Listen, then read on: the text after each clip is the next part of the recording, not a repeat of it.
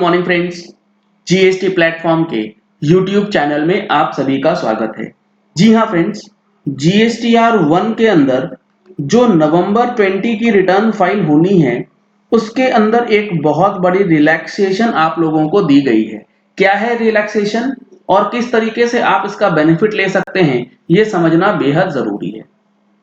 आप सभी को पता होगा कि अगर फाइनेंशियल ईयर 1920 की जीएसटीआर 1 में आपसे कोई गलती हो गई थी, किसी बिल के अंदर कोई मिस्टेक, एरर या ओमिशन रह गया था, तो इसको अमेंड करने का जो लास्ट डेट हुआ करता है वो लास्ट डेट ऑलरेडी पार हो गया है।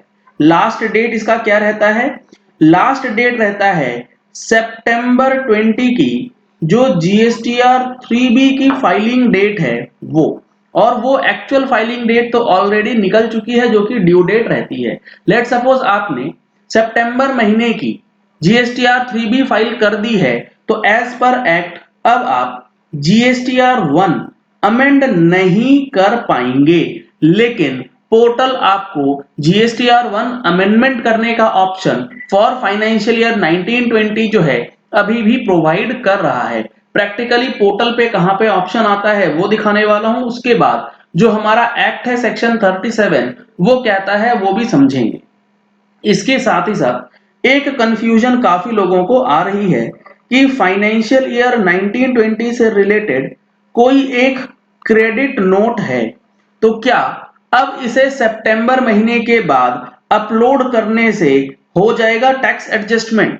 तो मैं आपको क्लियर कर दूं कि टैक्स इनवॉइस से रिलेटेड जो क्रेडिट नोट है उसका एडजस्टमेंट आफ्टर सितंबर 20 नहीं कर पाएंगे।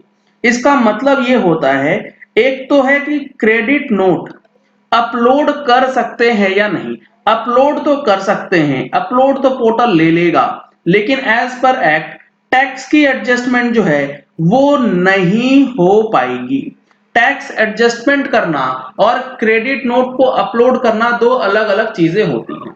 अपलोडिंग का ऑप्शन तो आपके पास अवेलेबल रहेगा, लेकिन आप उसका टैक्स एडजस्टमेंट जो है अब नहीं कर सकते, क्योंकि आप देखेंगे तो क्रेडिट नोट 17-18 का भी अपलोड करने का ऑप्शन जो है पोर्टल आपको दे देता है, लेकिन आप उसे टैक्स एडजस्टमेंट के रूप में यूज नहीं कर पाएंगे। अब देखिए, जो हमारा जीएसटी पोर्टल है वो नवंबर 20 के अंदर जीएसटीआर 1 में क्या फैसिलिटी आपको दे रहा है। इसके लिए मैं आपको लिए चलता हूं जीएसटीआर 1 का जो ऑनलाइन फॉर्म है उसके अंदर। यहां पे मैंने 2021 सिलेक्ट किया और रिटर्न फाइलिंग पीरियड जो हमारा नवंबर का जीएसटीआर 1 है इसे हम लोग ओपन कर लेंगे। आप जैसे ही इसे ओपन करेंगे आपके सामने इस तरीके की विंडो ओपन होती है जो आप सभी को पता है। इसके बाद जो अमेंडमेंट है, यानी कि B2B इनवॉइसेस का कोई अमेंडमेंट आपको करना है, तो टेबल 9A आप यूज करेंगे।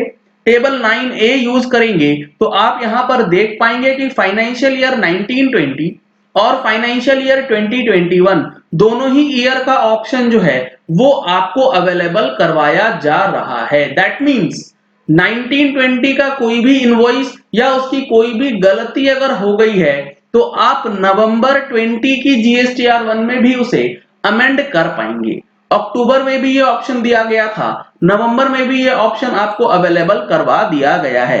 एक्ट इस चीज को लेकर के मना करता है कि नवंबर महीने में अमेंडमेंट आप अगर करते हैं तो वो एज पर सेक्शन 37 नहीं है, बट पोर्टल कर रहा है तो आप एक चांस ले सकते हैं। अगर आपने जीएसटीआर 1, 3B सारी चीजें फाइल कर दी हैं अक्टूबर महीने तक, तो नवंबर महीने में अगर आपको पता लगता है कि हमारा कोई इनवॉइस था जो कि गलत हो गया है तो उसे आप अपलोड कर लें। सिमिलरली B2B इनवॉइसेस के साथ साथ अगर आपका कोई B2C लार्ज इनवॉइसेस है, यानी कि आपने अगर इंटर स्टेट माल बेचा था 2.5 लाख से ऊपर, तो उसके लिए भी आपको 1920 से रिलेटेड अमेंडमेंट का ऑप्शन जो है अभी भी दिया जा रहा है, और 2021 का तो अभी आपके पास टाइम है ही। और उसके बाद है हमारे पास अमेंडेड एक्सपोर्ट इनवॉइसेस, यानी कि इससे रिलेटेड जो भी इनवॉइसेस हैं। अब यहां पर आप देखेंगे तो एक्सपोर्ट इनवॉइसेस के लिए 17-18, 18-19, 19-20 और 20-21 चारों फाइनेंशियल ईयर के लिए आपको अमेंड करने का ऑप्शन जो है वो दिया जाता है।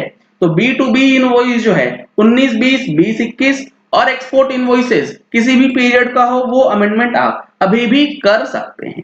सबसे इंपॉर्टेंट चीज जो है वो है ये क्रेडिट एंड डेबिट नोट्स। इसके अंदर अगर आप देखेंगे, जो मैं आपको बता भी रहा था कि 17, 18, 18, 19, 19, 20 और 20, 21 चारों ही पीरियड के क्रेडिट या डेबिट नोट्स का एडजस्टमेंट जो है अभी भी पोर्टल अलाउ कर रहा है। अगर आपकी कोई अमेंडमेंट रहती है तो वो आप कर सकते हैं, लेकिन टैक्स एडजस्टमेंट में जो है दिक्कत आपको आ सकती है। अपलोड करना और एडजस्ट करने में दो अलग अलग बातें निकल के आती है। इसके बाद जो हमारा B2C इनवॉइसेज है उसकी अमेंडमेंट की बात आती है और उसमें काफी सारे लोगों की गलतियां भी होती हैं, तो उसके लिए क्या ऑप्शन है वो भी समझना जरूरी है। यहां पर आप देख रहे हैं अमेंडेड B2C समरी जो है वो आपको दिखाया गया है। अब यहां पर जो हमारा 1920 का B2C अमेंडमेंट है उसका भी ऑप्शन आपके पास अवेलेबल रहता है। अब यहां पर एक चीज बहुत इंपॉर्टेंट है, हो सकता है फाइनेंशियल ईयर 1920 में कोई B2B इनवॉइस था, आपने गलती से B2C में अपलोड कर दिया है, तो अब इसे रेक्टिफाई कैसे करें। नवंबर 20 की GSTR 1 में आप 19-20 का B2B B2C और वाइस वर्सा जो है वो अमेंड कर सकते हैं। अगर B2C में आपके पास कोई इनवॉइस चला गया है जो कि B2B में है, तो आप B2C का सेक्शन अमेंड कर दीजिए, सेल्स वहां से रिड्यूस कर दीजिए जितना B2B का है, और टेबल नंबर 4 में जो आप नवंबर की भरेंगे उसमें आप B2B इनवॉइस जो 1920 का है उसे आप अपलोड कर देंगे। तो यहां पर आपका B2C का जो सेल्स है वो कम हो जाएगा और B2B का इनवॉइस जो है वो इंक्रीज हो जाएगा। नेट इफेक्ट आपका जीरो होगा और B2C वाला B2B में कन्वर्ट जो है हो जाएगा और सामने वाले के GSTR 2A में भी वो अपलोड हो जाएगा।